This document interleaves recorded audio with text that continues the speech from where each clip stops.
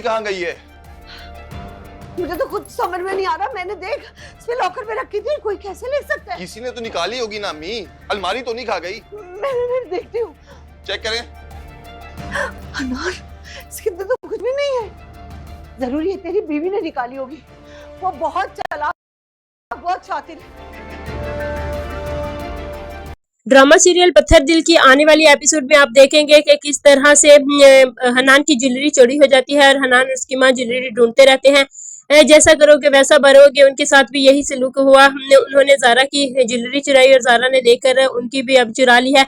जिसकी चीज थी उसी के पास चली गई है। अब ज़ारा मनाहल के साथ लड़ाई करती है कि मनाहल किस तरह तुम, मेरे भाई ने तुम्हें तलाक दी है और तुम नया शोहर ढूंढने निकल पड़ी हो। तो मनाहल कहती है कि ज़ारा, हर किसी को तुम अपने जैसा ना समझो। तुमने अपनी माँ की मुखालफत के बावजूद हनान से शादी की, हालांकि तुम्हारी माँ नहीं चाहती थी कि तुम इस कंगले खानदान में शादी करो, लेकिन तुमने फिर भी मुखालफत मोल लेकर शादी की और तुम अब ये सब इल्जाम मुझ पर लगा रही हो।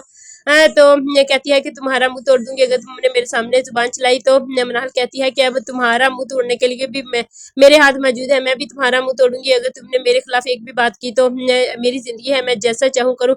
इनकी माँ अगर इनको मना करती है, ज़ारा अपने ससुराल के बारे में सब कुछ अपनी माँ को बता देती है कि किस तरह से उनके दरवाजे पर कभी कोई मांगने आ जाता है, कभी कोई मांगने आ जाता है। जगह जगह से उन लोगों ने कर्जा लिया हुआ है, जगह जगह से उन्होंने लोगों के पैसे देने हैं। किस तरह के वे फ्रॉडिये लोग हैं। अब उनकी बेटी के साथ भी यही सलूक हुआ है।